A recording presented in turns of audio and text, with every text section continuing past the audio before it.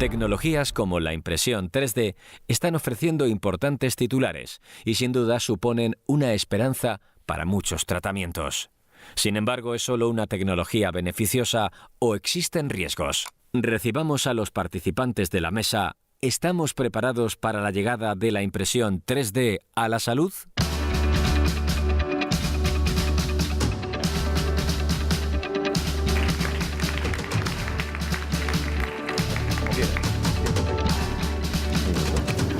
Bueno, muy buenas tardes a todos de nuevo. Esta última mesa, antes de irnos a comer, pretende ser una mesa de debate abierta donde conoceremos tres potentes historias y está abierta también, evidentemente, a las cuestiones que nos quieran plantear. Tenemos por ahí un par de micros inalámbricos. En cuanto escuchemos a nuestros protagonistas, si hay algún tipo de cuestión que se quiera plantear en la sala, por favor, que se levante la mano o las palmas, como la de la humanización de la UCI, ¿no, querido amigo? Bueno, quiero agradecer la presencia del doctor José Anastasio Montero, que es el jefe de cirugía cardiovascular del Hospital La Fe. Muy buenos días, José. De Mila Armiñana, paciente. Muy buenos días, Mila. Y de Juan Monzón, que es emprendedor y ahora nos hablará también de lo que está emprendiendo dentro del mundo de la impresión 3D. Pero me van a permitir que, por deferencia, empecemos hablando con Mila. Mila, tú llevas una prótesis realizada de cadera, una prótesis de cadera realizada con una impresión 3D, ¿es cierto? No, es una cosa cementada, es que no, era muy complicado de poner. Pero elaborada con una impresora 3D. Pues no lo sé. Empezamos bien. Yo no estaba en onda. Nos gustaría conocer tu caso personal. Históricamente has tenido problemas de cadera. No, era la pelvis mejor. La cadera ya fue con la radioterapia, que se me necrosó, la cadera del fémur, pero yo empecé con la pelvis. Tenía un condrosarcoma de pelvis. ¿Con cuántos años? ¿Cuántos años hace? Pues esto fue en el 75, me lo detectaron. Hace mucho tiempo. En el 75. Y solución tras solución no llegaba. Nada, no, decían que era benigno, que no hiciera caso. Pero luego sí que fui a un traumatólogo y me dijo que eso tenía que llevar una revisión. Y a mí pues me escamó porque dije, no es nada y ahora quiere que... Y luego resultó que era un condrosarcoma. En el lenguaje de la calle estamos hablando de un tumor. Un tumor. Y entonces se ponen en marcha todos los protocolos para el tratamiento de ese tumor. Sí, entré en el IVO, de ahí me remitieron a la FE. Tuve la inmensa suerte de encontrar un doctor que en aquel entonces se decía que yo no podía ir cortándome un medio aro de pelvis y el hueso del pubis. La verdad es que me llevó hasta un congreso y todo porque yo respondí muy bien, era la tercera paciente que él hacía eso, pero tuve la mala pata que se murió el pobre hombre. Me dejó desamparada, pero me dejó viva y muy bien. Y por lo que me comentaba, el tratamiento de quimio, el tratamiento de radio, muy potente. Eso fue a última hora. Provocó un problema ya de solución prácticamente imposible. Nada, ¿no? entonces es cuando ya me operó el doctor Baisauli. Bueno, me ha operado 3 veces. Una para quitar el tumor, bueno, para que se implantó luego en la vejiga. Y claro, tuvo que hacerme otra intervención. Y luego de la vejiga, pues se puso escondidito detrás de todas las arterias. Y al estar tan escondido es cuando necesité quimio y radioterapia. Pero la radioterapia me necrosó la cadera y el pubis. Y entonces... Y en ese momento y en esa situación, ¿cómo surge la posibilidad? ¿Quién le comunica a usted y cómo le comunican a usted que existe una alternativa? El doctor Baisauli, que te lo explicaba todo de pe a pa. Y además yo soy muy preguntona y la verdad que muy bien. Además es una maravilla de doctor. Y entonces le propone una prótesis cementada. Sí, me dijo que porque no tenía calidad de vida. Iba con una fractura que yo me tuve que cambiar el coche porque no podía con el automático porque esta no la podía utilizar. Y entonces yo le dije que yo quería calidad de vida. Y él, adelante. Y me dejó hecha una mujer. ¿Cuánto tiempo ha pasado de ese momento a hoy? 3 años. Y en estos 3 años, ¿cómo valoraría usted esa calidad de vida que pedía? Oh, estupenda, mucha. Porque he hecho un cambio que quien me conoce no me conoce. Yo creo que estoy mejor que estaba. Agradezco mucho, Mila, tu testimonio. Creo que es un testimonio muy grande, sobre todo cuando estamos hablando de cómo la tecnología, en este caso Sí. la impresión 3D, puede salvar la calidad de vida de una persona. Sí. A mí me ha hecho una persona diferente.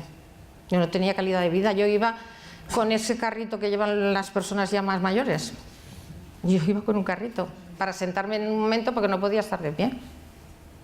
Juan, ¿sois conscientes de lo que se puede llegar a hacer con la impresión 3D después de escuchar Bueno, me siento pequeñito después de esta experiencia. Pues venga, vamos a hacerte grande.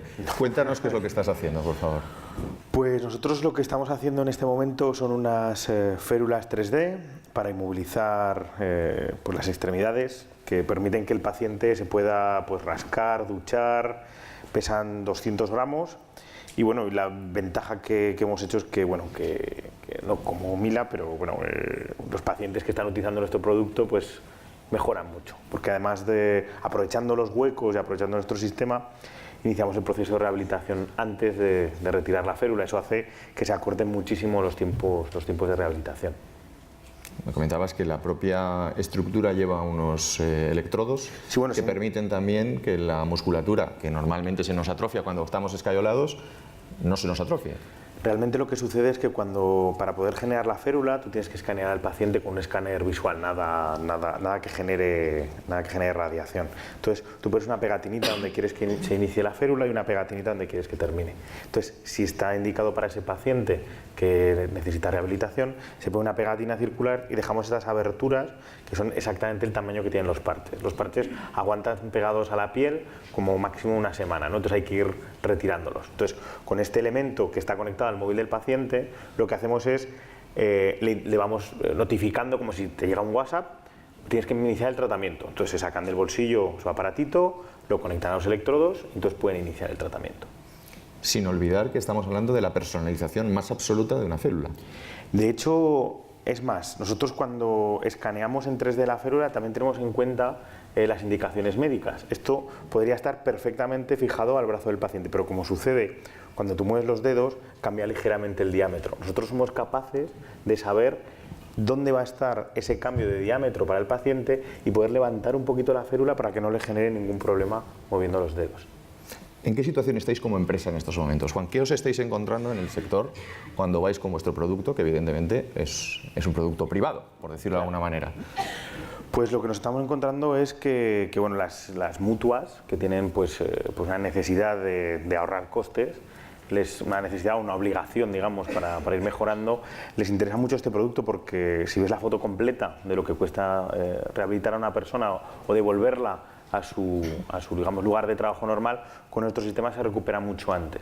No solo el paciente, digamos, está mucho mejor que con una escayola, sino que además es muchísimo más económico para todo el mundo. O sea, estamos instalados pues, en la mayoría de mutuas y en bastantes hospitales privados. Hemos escuchado a Manuel antes del descanso de primera hora hablar un poco de la potencia que tiene la impresión 3D en este campo. Como usuario principal de esto, ¿qué perspectivas tenemos? Es decir, ¿qué panorama hay para los próximos años con respecto a la impresión 3D en el campo de la salud? Pues maravillosos, o sea, de hecho vamos a dar un salto enorme con el tema de la prótesis dentro del cuerpo. Vamos a poder imprimir directamente parte biológica, trayendo células madre, vamos a poder generar, pues por ejemplo, imagínate, te cortas un dedo y en el futuro no vas a perder el dedo, sino que se va a poder imprimir un dedo nuevo o una pierna, etcétera, etcétera. Entonces va a cambiar la manera total de cómo se trata la salud, porque vamos a poder crear partes biológicas, que eso es una barbaridad, parece de ciencia ficción, pero no es tanto. El título de esta mesa es beneficios y riesgos. ¿De eso no hay riesgos? Hay riesgos, pues que no... Es decir, ¿cualquiera va a poder construir un órgano? No, pero entiendo que puede generar riesgos si se hace mal. O sea, de la misma manera que se generan riesgos cuando se hace un trasplante si se hace mal, mientras haya ya sabéis, bueno, tú sabes, tú y cualquiera que se dedique al mundo de la medicina, que hay un tema muy grande en el tema de requerimientos para poder empezar a utilizar tratamientos, ¿no? Yo creo que si pues, se hace todo de manera correcta, en principio se reducen los riesgos. Va a haber riesgos también de rechazos, eso seguramente, pero eso se mejorará y al final la gente lo utilizará. nos meteremos dentro de unos minutos también de lleno en ese debate, regulación, no regulación, pero quiero conocer también el proyecto por el que está invitado hoy el doctor Montero, que es ese ensayo, ese entrenamiento, el proyecto Napoleón, sí. que, bueno, es que un se ha llevado. ensayo y una realidad. Antes de que nos lo cuente, le voy a pedir a nuestros compañeros técnicos que si pueden ir poniendo la presentación para... ¿Me levanto un poco? No, bueno, como usted se encuentre aquí? más cómodo. Mejor levantado. Pues si se levanta, mejor. Bueno, como ya saben, soy cirujano cardíaco del servicio de la FE y desde luego una de las cosas que siempre nos estamos planteando es cómo hacer realidad la patología que nosotros tenemos. No es igual ver pues una aorta patológica en una proyección 2D a verla realmente en la mano. Entonces, este objetivo de buscar este diagnóstico y este futuro tratamiento nos impulsó a meternos en este proyecto. Nos pusimos en marcha con gente aquí del Politécnico, con Manuel Martínez Toaria, con José María García y con una cardióloga experta en imagen que es Begoña Igual y nosotros los cirujanos. Entonces lo que pretendemos nosotros es diseñar un corazón igual que el que tenemos, intentando generar las mismas texturas que tenemos y a través de esa imagen intentar operarlo o sobre todo ahora mismo, que es lo más importante, estamos con tecnologías nuevas, es decir, cuando un enfermo tiene una válvula aórtica mal, no lo operamos del esternón, sino que por la ingle nosotros introducimos el catéter, lo soltamos. Claro, todo esto es importante saber qué tamaño tiene que tener la prótesis y hacer un pequeño training previo. ¿Para qué? Pues para conseguir, primero, que el procedimiento sea mucho mejor y que sea más corto. Entonces, basado en todo esto, pues empezamos este proyecto Napoleón. Vale, entonces este proyecto, pues la doctora Begoña Igual, en su sala de laboratorio, pues vemos aquí perfectamente la aorta, el corazón, ella lo analiza, quita una serie de estructuras, saca todos estos datos a un sistema legible, que es el sistema DICON. Del sistema DICON, ella, en medio de esta segmentación, lo transforma en un archivo especial, pues SLM, en fin, hay varios tipos de archivos, y luego después imprime esta imagen, que es un poco pues un resumen de todos estos datos. Estos datos nosotros se lo enviamos a José María García o a Manuel Toaria y ellos pues hacen una impresión pues de este tipo. Es decir, nosotros podemos conseguir tener una imagen plástica idéntica a la del enfermo. Es decir, que no estamos haciendo una aorta pues morfológicamente bonita, sino no, es una copia exacta de la patología que tiene. Con lo cual nosotros ya tenemos un modelo al que nosotros tenemos que tratar. Imaginaos que es un enfermo que tiene una estenosis aórtica, que nosotros queremos ponerle una válvula por vía percutánea y claro, es muy importante saber qué tamaño tiene que tener la válvula, cómo nos va a quedar. Entonces nosotros con este modelo pues lo podemos utilizar. Entonces, claro, estos modelos nosotros necesitamos saber, bueno, pero estamos trabajando en un mundo real o es una fantasía que nosotros nos hemos puesto y nuestros modelos realmente no son tan reales como el propio enfermo. Entonces, pues hacemos este estudio comparativo entre nuestros modelos y el modelo real. Entonces, una vez que tenemos ya esta realidad, pues indudablemente tenemos un arma tremenda, que es cómo utilizarlo en la clínica normal. Entonces, por ejemplo, este es un enfermo que se operó de una prótesis mitral, son válvulas que se suturan en el anillo de la válvula y normalmente pues, el corazón funciona perfectamente, esta válvula funciona pues, como si fuera una válvula nativa, pero resulta que en las zonas de anclaje pues, se generó un orificio, un leak periprotésico y el enfermo estaba fatal. Este estaba en un hospital de Alicante, intentaron corregirlo por los métodos convencionales, con cateterismos a través de la ingle y no pudieron, no lo enviaron a nosotros. Nosotros entonces hicimos este estudio con eco, vimos aquí la zona del leak, estos datos de eco los transformamos en datos, este es un eco bidimensional y las zonas del leak aquí, un eco 3D se pasó aquí. Entonces en este eco previamente que era bidimensional hemos pasado a este tridimensional en donde veíamos perfectamente los orificios. Pero claro, estos orificios era difícil un poco de cuantificarlos, verlos perfectamente. Entonces con estos datos los pasamos a la impresora. Entonces José María García y Toaria pues nos hicieron este molde. Entonces en este molde nosotros vemos perfectamente el tamaño del leak. Con este leak nosotros planificamos qué tipo de stent tenemos que poner para cerrarlo. Entonces, por una vía totalmente diferente, que es a través de la punta del ventrículo izquierdo, llegamos a esta zona, ya teníamos planificado el tamaño de los stents, lo cerramos y el enfermo fue perfectamente. O sea, un caso real donde la impresión 3D se está utilizando en la clínica, ¿no? Otro caso igual, pues este enfermo que tenía una comunicación entre la aorta y la aurícula derecha, pues también nos sirvió pues, para planificar la estrategia y a través de esta morfología planificar qué tipo de stent le íbamos a poner. O sea que nosotros ahora mismo estamos utilizando el 3D para la clínica actual. Entonces, cuando planeamos el proyecto Napoleón, ¿qué objetivos pensamos que eran importantes transmitir pues, al mundo empresarial y tal? Primero se ha visto pues, que desde el principio la simulación médica, tanto la simulación normal como una simulación de alto rendimiento, la morbimortalidad baja muchísimo. Baja muchísimo porque tú simulas previamente lo que le vas a hacer al enfermo. No te pones delante del enfermo en quirófano y empiezas a planificar sobre la marcha que le vas a hacer, sino que tú previamente lo has planificado y has visto cómo te ha quedado. Con lo cual, el enfermo va a ir mucho mejor, va a tener menos mortalidad y menos morbilidad. ¿Qué ocurre? Que claro, tú como ya lo tienes planificado, tu tiempo quirúrgico, tu tiempo operatorio va a ser mucho más corto. El enfermo va a ir mejor y entonces los costes de ese enfermo van a bajar. Se ha dicho en un estudio americano que de un dólar invertido se ahorran $8, ¿no? ¿Qué vamos a conseguir? Vamos a conseguir de una forma tremenda tener un corazón en la mano idéntico al patológico, al que tú lo puedes ver la aorta que está rota, puedes ver la válvula mitral que no funciona bien y planificar cómo vas a hacer la estrategia de operarlo. Con lo cual vas a evitar riesgos quirúrgicos porque estás haciendo una simulación quirúrgica, ¿no? ¿Qué vamos a pretender con este estudio? También utilizar pues, tanto el TAC como el eco como la resonancia magnética para que nos den pues una visión de distintos tipos de tejidos para esos tejidos en la multiimpresión transformarlos en realidad. Es decir, no es igual la textura de la pared aórtica que de la válvula mitral o del músculo papilar, en fin, una serie de estructuras que es importante que la impresora las haga de forma fidedigna para que a la hora de nosotros reproducir la intervención pues sea una intervención real, ¿no? Entonces todo esto realmente es importante. Yo creo que es tan importante como cuando antiguamente a la gente se le hacía una radiografía de tórax y parecía que todo se acababa allí. Entonces luego vino el TAC y ahora nadie se cuestiona el TAC, nadie se cuestiona la resonancia magnética, nadie se cuestiona los estudios tridimensionales. Entonces yo creo que en el futuro todos los hospitales tendrán que tener, por ejemplo en la unidad nuestra, la unidad de imagen cardíaca, la posibilidad de que a este enfermo se le haga una imagen 3D en patologías complejas.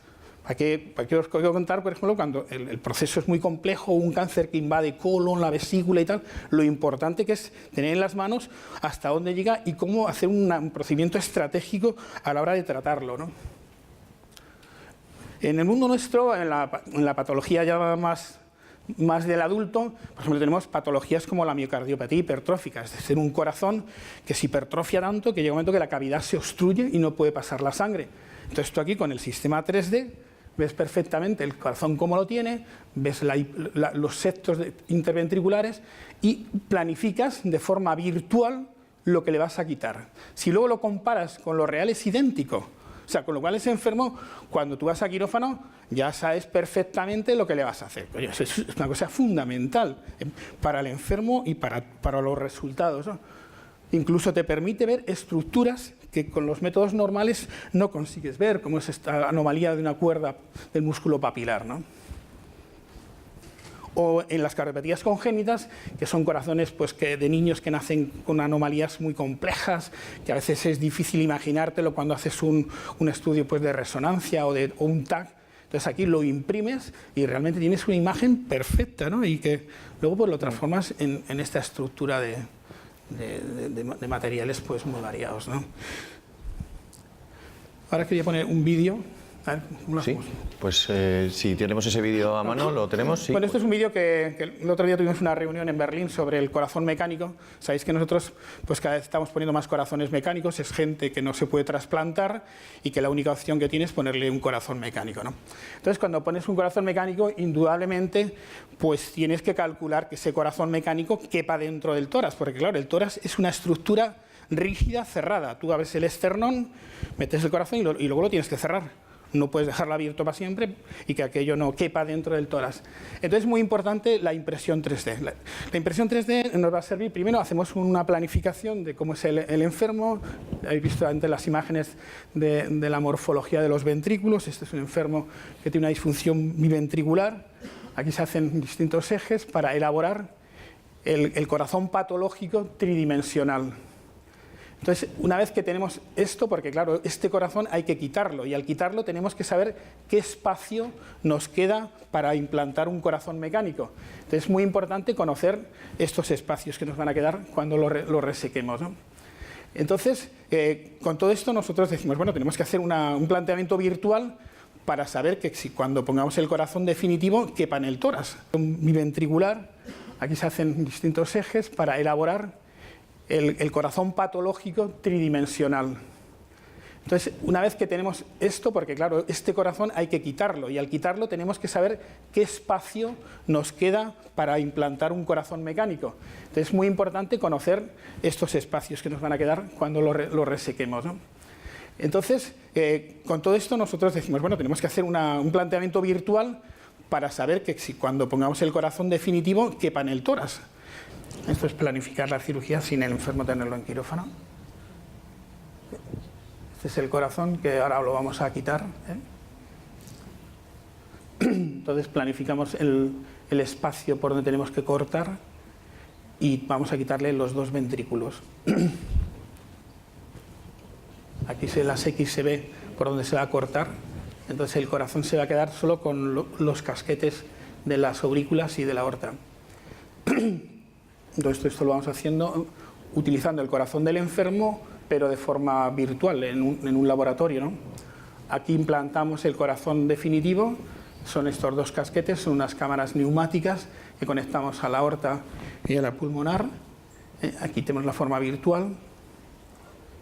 Entonces, con todos estos datos, pues tú ya planificas un poco la estrategia de la operación. Pues vamos a poner un corazón de 60 centímetros de volumen, o de 80 o de 30, sabiendo qué espacio ocupan, y una vez que lo vas a colocar, pues cómo movilizar estas estructuras para que entren dentro del tórax, ¿no?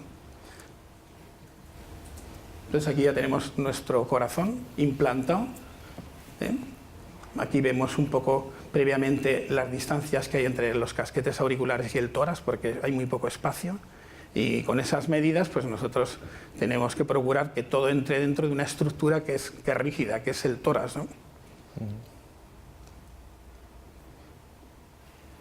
Y esto es un poco como queda la estructura después de ponerlo, ¿no? Este sería de la izquierda el estudio previo y el de la derecha sería después del implante, en donde se ven pues las cámaras de aire, porque es una estructura neumática.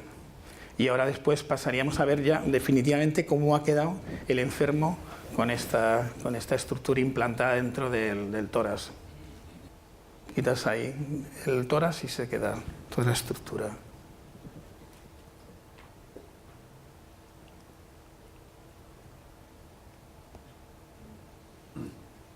Y este es el corazón definitivo, ¿eh?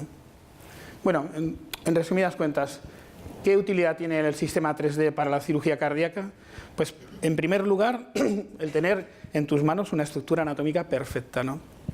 En segundo lugar, planificar la cirugía. O sea, tú puedes planificar qué le vas a hacer al enfermo, incluso tú diseñar una nueva estrategia, porque tienes ahí, lo puedes probar en el modelo, puedes ver cómo te queda y después pues ponerlo en marcha en el enfermo.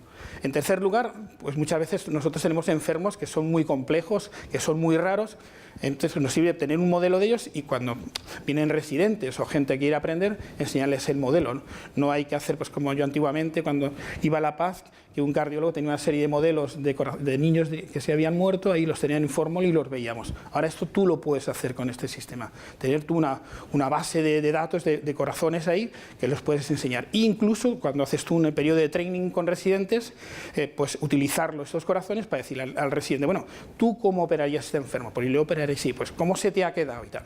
O sea, que yo creo que el modelo 3D es una cosa imparable, es una cosa incuestionable y que tiene un futuro para mí fantástico. Nada más. Muchas gracias.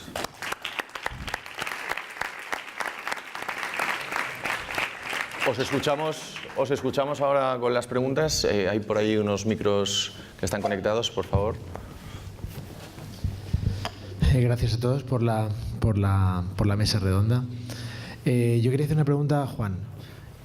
¿Cuánto tiempo te lleva a desarrollar para un paciente una prótesis como esa? Esto se realiza de manera automática por un software que hemos creado, simplemente indicando de dónde va la férula y con las indicaciones de, pues, por ejemplo, si necesita electroestimulación o no, una zona un poquito más levantada. Todo eso con lo de las pegatinas se hace automáticamente. A nosotros nos viene ya la pieza para directamente ponerla en la impresora. O sea, un segundo.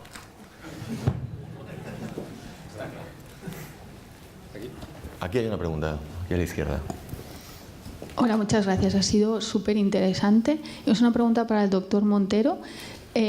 Como nos ha explicado el de Exovite, perdón, no me acuerdo de tu nombre, Juan Monzón, sí, gracias. Pone sensores en sus férulas. ¿Se contempla la posibilidad de aumentar el uso de la férula no solo como un soporte anatómico, sino también como que de información funcional cardíaca? Gracias. Bueno, ahora mismo realmente estamos, yo creo que empezando toda esta estructura, ¿no?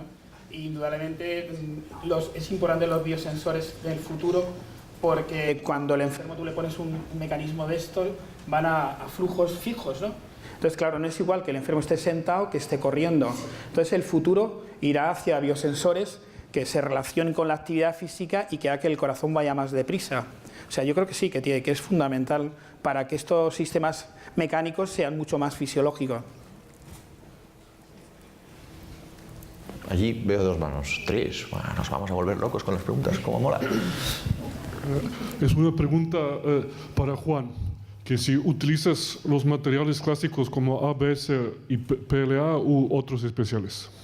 Nosotros utilizamos materiales antibacterianos y probados para que no genere ningún problema en la piel. O sea, se pueden imprimir férulas con prácticamente cualquier cosa que pongas en la impresora, pero hay que tener en cuenta que la coletilla grado médico es muy específica en este tipo de... O sea, vamos, que no nos podemos complicar la existencia utilizando materiales genéricos. Muchas gracias. Miguel Ángel. ¿Por aquí? Sí. Adelante, perdona. Yo quería preguntar a Juan y al doctor Montero cuánto tiempo pensáis que falta para que podamos utilizar bioimplantes tanto en cirugía cardíaca como en otros ámbitos sanitarios, bioimplantes impresos, personalizados, con impresión 3D. Bueno, yo creo que ahora se está trabajando en... Bueno, como no sé si saben ustedes, nosotros uno de los problemas que tenemos es cuando una válvula está mal, la cambiamos, ¿no? La cambiamos por 2 modelos de materiales, ¿no? Uno el mecánico, que es el carbón pirolítico, que es un problema pues que dura toda la vida, pero a todo el mundo hay que ponerle anticoagulantes durante toda la vida, con lo cual es un hándicap, ¿no? Y el otro son válvulas biológicas, que nosotros ahora estamos utilizando válvulas biológicas heterotópicas, o sea, son válvulas y xenograph, es decir, válvulas que proceden o bien hechas con pericardio bovino o bien válvulas de aortas de cerdo, ¿no? Estas válvulas las tratamos con glutaraldehído y una serie de materiales anticálcicos, pero a la larga, como es un material extraño, pues se produce una reacción antígeno-anticuerpo y esas válvulas, pues a los 8 o 10 años hay que cambiarlas. Claro, lo ideal sería, con el mismo tejido del enfermo, el generar una propia válvula. ¿Cuál es el problema de la válvula cardíaca? Pues que está sometida a un estrés muy importante. O sea, imaginaos que el corazón está constantemente latiendo 60 latidos por minuto y que esa válvula se está abriendo y cerrando con unos gradientes de presión, por ejemplo, la sistólica, por ejemplo, de una persona que sea 130, 120 y la diastólica 60. Ese estrés es muy importante. Entonces, a la hora de diseñar estas válvulas, pues existe ese hándicap, ¿no? Que tenemos que diseñar una válvula propia para que no se produzca un deterioro y se calcifique, pero con un esqueleto que aguante ese estrés. Y eso yo creo que es el hándicap. No el hacerla la válvula en sí, sino el generar una estructura que aguante ese estrés, ¿no? Miguel Ángel. Como ya está la comida puesta, os lanzo la pregunta y me la respondéis abajo mejor, si queréis. Me preocupa mucho el tema de la seguridad, es decir, en Europa tenemos una normativa, el mercado CE, para implantes, sobre todo implantes internos, entonces para todo el tema de revisar si son seguros, si a largo plazo no van a generar ningún daño al paciente, y me preocupa en el caso de diseñar pues un implante cardíaco que se pone dentro del paciente, ¿qué tipo de seguridad hay detrás de eso? Es decir, ¿habrá un marcado, la impresora tendrá un marcado, el proyecto tendrá un marcado? O porque, claro, lo veo muy complicado que a un implante comercial le pidan un ensayo con 1000 pacientes y podamos imprimir algo en la propia, casi al lado del quirófano. No sé cómo está eso. Eso está contemplado ya, ¿eh? Ahora, por ejemplo, uno de los problemas de la cirugía cardíaca comparado con otras especialidades, por ejemplo, tú comparas la cirugía cardíaca con trauma y los avances tecnológicos en trauma son muy ágiles. Enseguida se implantan. El problema de cirugía cardíaca es que los avances son muy lentos, ¿no? Porque tú tienes que demostrar que esa estructura que es vital, porque claro, tú te puedes quedar cojo, pero no te puedes quedar con el corazón parado, porque te mueres, ¿no? Entonces todo lo que ponemos tiene unos controles tremendos, ¿no? Tan tremendos que hace que la evolución sea muy lenta, ¿no?